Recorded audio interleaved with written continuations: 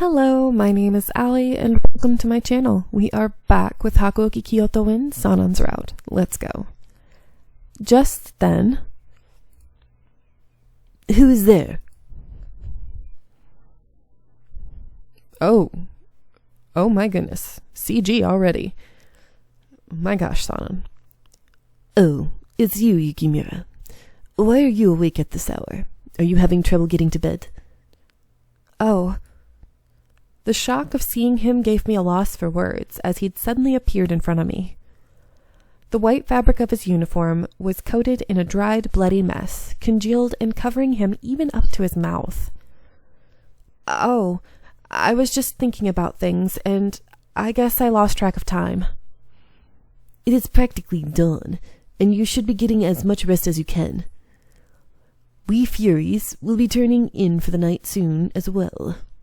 It was so bizarre that Sanan could carry on normal conversation despite his horrific appearance. Other warriors returning from the battlefield this afternoon had nowhere near the amount of blood on them.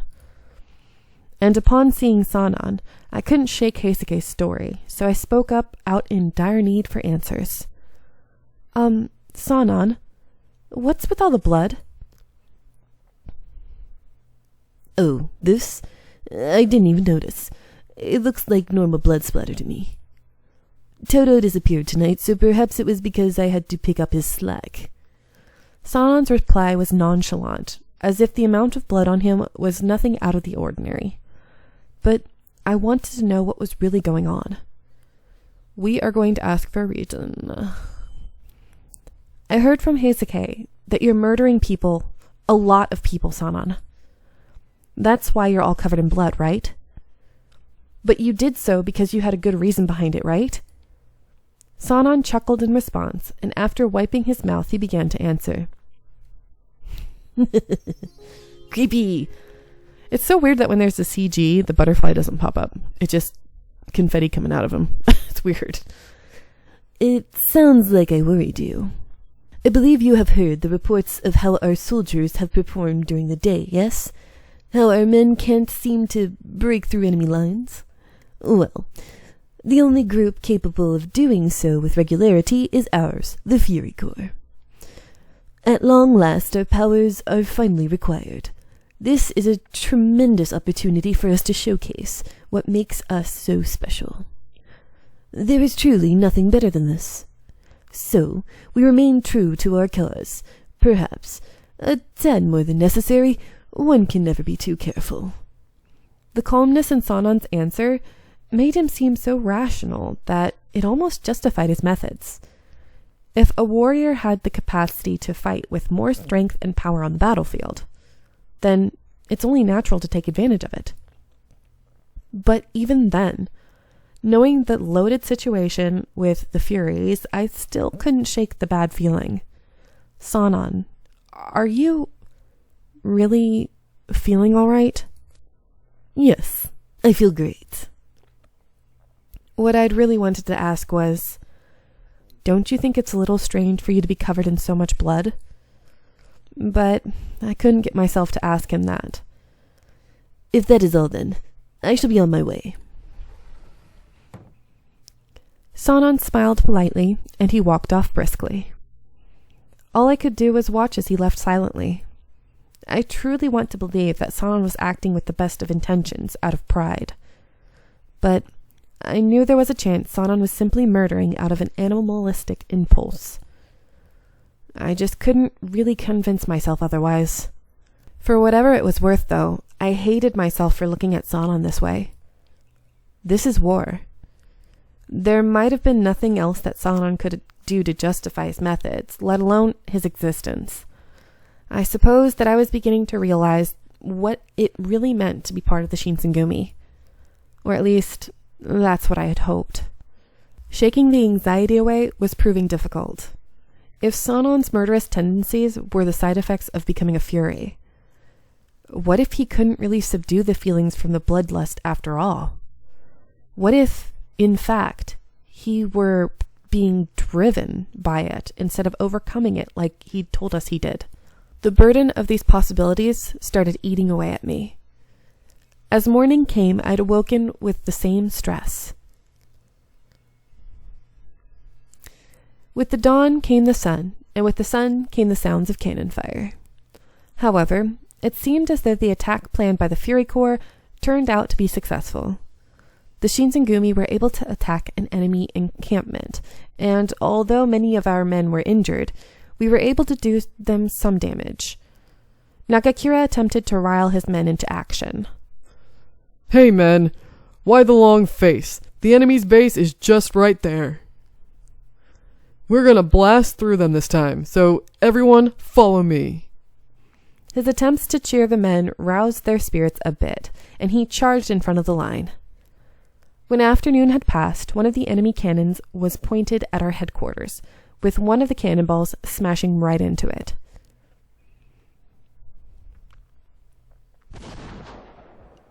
Cannons pounded the Fushimi magistrate's office, and the ground shook with each impact. I was treating injured warriors in our infirmary, and all of the captains gathered in the next room. So the opposition forces had some issues this morning with their artillery, but they're right back at it. Hijikata, we can't keep this up. At this rate, the magistrate's just gonna be a sitting duck. I had heard the Fury Corps were successful in their sabotage raid last night, but it appears though they were able to repair and resume operation as usual this afternoon.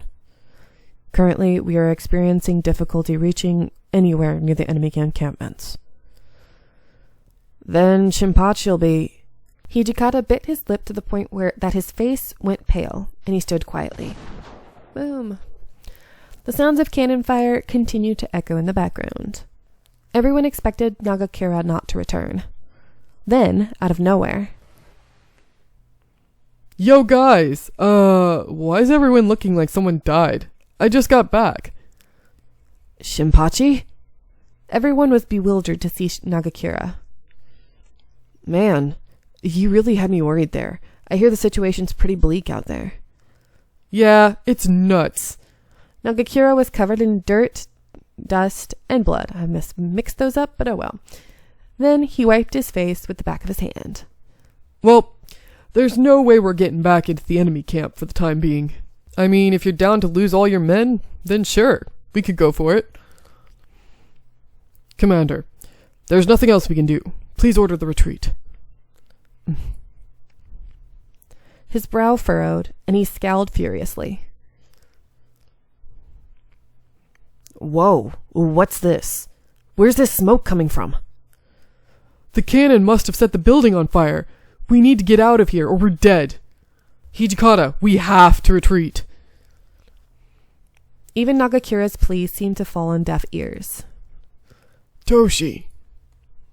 Until this moment, the Shinsengumi had never known defeat in battle, but they were helpless against the firearms of the Satsuma and Choshu. The Shinsengumi was Hijikata's life. Defeat was hard to accept. After what seemed like an eternity, he let out a long, ragged sigh. I guess this is the end. Nobody can win a war with swords and spears anymore. His knuckles turned white. There were several more minutes of tense, breathless silence before he finally looked up, his eyes burning with fury. We're pulling back. But we haven't lost. They'll pay for this. Fury wasn't the only thing in those eyes. Behind them, I could see a bitter, desperate agony. Afterwards, it was decided we would leave for Kyoto Castle, who were allies, and we were leaving the magistrate as it was catching fire. Boom. We're under attack. Damn it, who's doing it? It seems like we were caught as we were leaving the magistrate. The Satsuma Choshu troops must have realized we were vulnerable, and they seized the opportunity to take over the magistrate. Those uniforms. It's the Satsuma. We will hold them back. Yukimura, go on ahead. Jen, take good care of her. But there are still wounded I need to tend to. Besides, Sanan and Heisuke, the Furies are still inside there. Inoue yanked my hand in his direction when I tried to pull towards the magistrate. I am certain they will be safe. Have faith in them. Let's hurry. Now, come with me. Okay.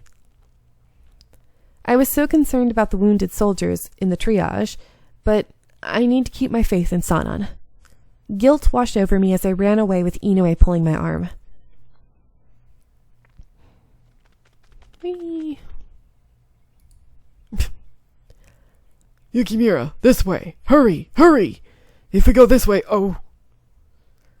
After we had been frantically sprinting down Fushimi's main road, Inoue stopped suddenly. Oh, help me. My feet skidded as I came to a sudden halt as well, and warriors and enemy uniforms appeared. Aye, they're in Shinsengumi uniforms. You ain't going anywhere. Yukimura, I will hold them. Make a run for it. Inoue released my hand, and he reached for his sword on his waist. What? I couldn't do that. I'll fight beside you. Do not be foolish. I was tasked with protecting you. So you leave this to me. What? Hurry to the alleyway. Head for Kyoto Castle. Inoue pushed me into the alley.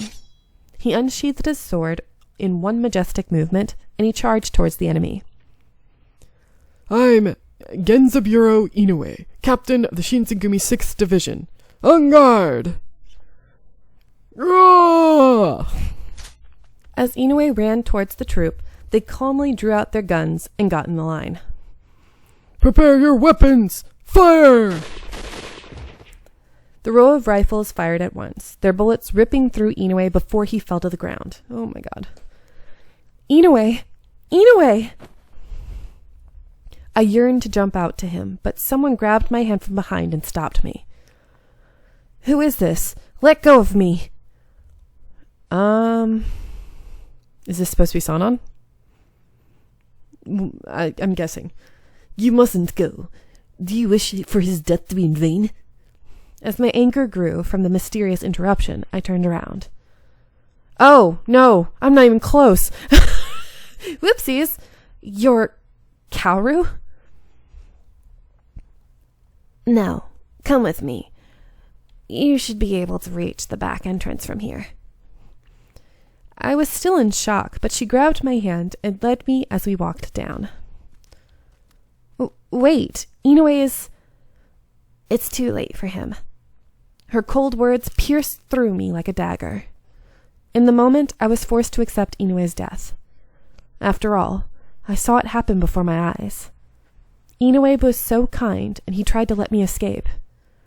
Just a few moments ago, he was pulling my hand. And that's when I snapped out of it. The person who's pulling my hand now is Kaoru. Why are you helping me right now? Oopsies, don't know why it does that. As she walked in front of me, I tried calling out to her for an explanation. Then she turned.